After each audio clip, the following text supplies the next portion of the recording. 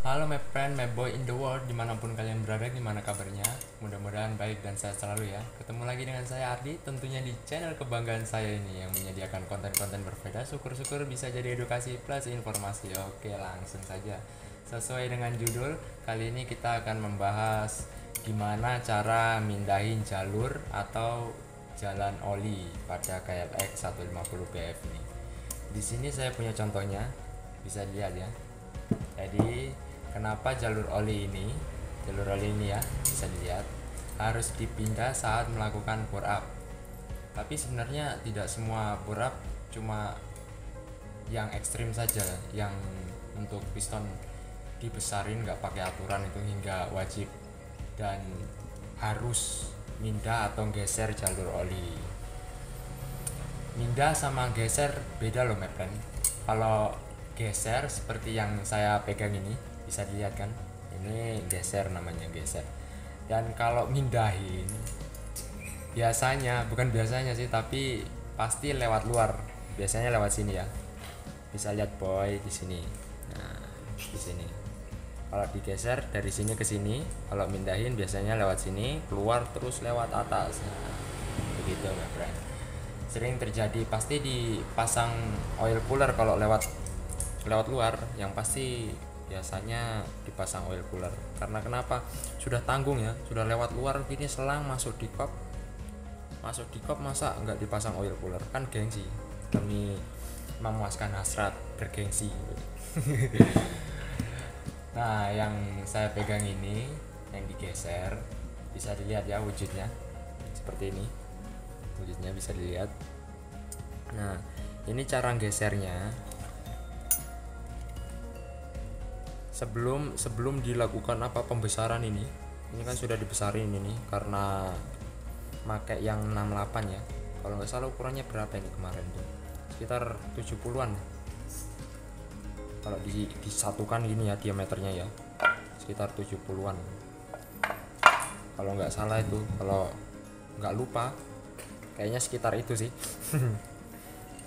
Bisa dilihat ini cara mindahinya. Kalau saya, mungkin teman-teman atau friend boy yang di luar sana yang punya cara lain, cara mindahin jalur oli, kalau tahu gimana caranya bisa berbagi atau sharing di kolom komentar.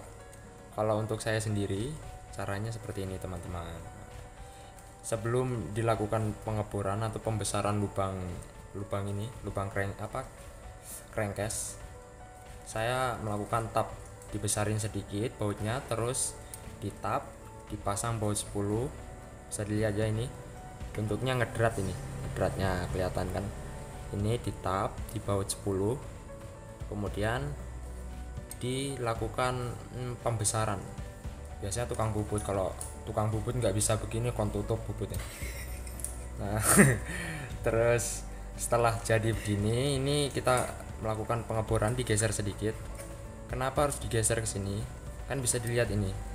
Nah, jika tidak digeser, dia kena kemakan, jadi jalur olinya bolong, nggak bisa mompa ke atas, moncrot, nggak bisa.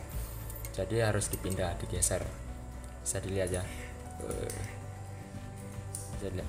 Nah, dia tembusnya lewat sini, karena ini pompa olinya di sini, keluar lewat sini, terus masuk di blok, dibagi dua. Yang satu masuk di berkas atau kansaf, yang satu masuk di sini melalui blok. Nah, di situ ada pertigaan, itu bukan perempatan, pertigaan untuk si oli tersebut. Jadi yang satu masuk sini, yang satu masuk di berkas. Nah, masuk di sini dia naik, bisa dilihat ini ya. My friend, my boy, bisa lihat ya kan? Nah, kelihatan itu ada lubangnya, dia tembusnya ke sini. Nah, untuk pindah untuk dipindahin sejauh ini kayaknya masih bisa dibesarin ya, mungkin sampai di sini, mungkin diameter bisa sampai 76, saya rasa bisa sampai, nggak nyampe kayaknya, sekitar itu sih, karena itu juga sudah lumayan dalam ya, takutnya tipis bolong di sini malah jadi masalah baru gitu my friend. Nah, kalau untuk yang lewat luar, biasanya lewatnya sini nih. Nah ini dicabut, diganti, dipasang selang atau dipasang nepel dulu, nepel dipasang di sini. Nggak ada contohnya, jadi bisa diangkat tangan ya, nepel. Motor lewat nggak pakai aturan. Nah bisa dilihat ini. Nah ini dilihat, kalau di sini tuh ada lubang, ada tutupnya ini ya. Tutupnya ini dari besi, bukan aluminium. Fungsi dari lubang ini sebenarnya bukan disediakan untuk untuk kita bereksperimen, tapi sebenarnya ini kalau tukang bubut pasti tahu. Ini untuk ngebor, untuk bikin jalan dari pompa oli keluar sini. Jadi olinya sudah keluar ke sini, bisa kelihatan ya.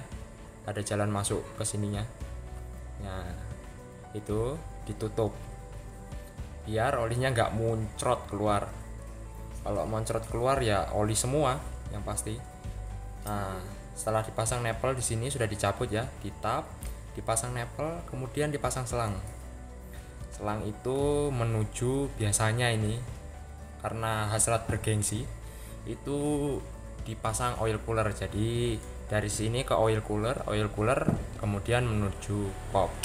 Nah, itu untuk memindah. Kalau untuk menggeser seperti ini, bisa dilihat kan teman-teman, mapfriend, mapboy in the world. Mungkin agak kecil ya, ini harus dibesarin kayaknya. Yang punya ini mungkin pikirannya kecil, tekanannya kuat biar sampai di atas. Tapi menurut kalian bagaimana, friend? Bisa dibantu sharing-sharing di kolom komentar.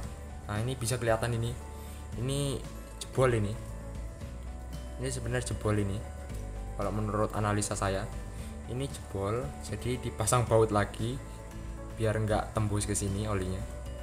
Nah kelihatan kan, bisa dilihat kalau ini jebol. Nah bisa kelihatan ya, itu tembus ya, kena makan. Jadi kalau mau besar lagi sedikit kayaknya saya rasa sudah tidak memungkinkan. Angel kadang kalau bahas oli perolian. Kalau sudah bore up se ekstrim ini, hukumnya wajib untuk memperhatikan aliran oli atau ngalirnya oli. Jadi kalau buat my friend untuk semua kendaraan loh, khusus bukan untuk bore up, semua kendaraan yang harus diperhatikan saat turun mesin. Pertama, jalur oli, karena jalur oli ini sangat penting ya. Kalau enggak jalan lancar itu membahayakan. Karena bisa mengakibatkan gesekan tanpa pelumasan, itu sungguh sangat bahaya. Yes, dedel duel kabeh. Begitu ya teman-teman. Kalau punya cara lain selain seperti ini mungkin bisa sharing di kolom komentar buat teman-teman yang lebih paham ya, mungkin lebih mengerti dari saya. Coba bisa sharing-sharing di kolom komentar. Mungkin semua orang bisa bikin motor kenceng, tapi tidak semua orang bisa bikin motor yang awet dan tahan lama. Oke, sampai sini dulu. Kalau kurang jelas mungkin ada yang bisa jelasin di kolom komentar, bisa dibantu untuk teman-teman yang kurang mengerti. Jika kalian suka dengan video seperti ini, bisa dukung dengan cara subscribe, like, dan jikalau ada salah omongan atau salah penyampaian, bisa memprotes di kolom komentar. Sampai ketemu di video-video selanjutnya. Dah boy.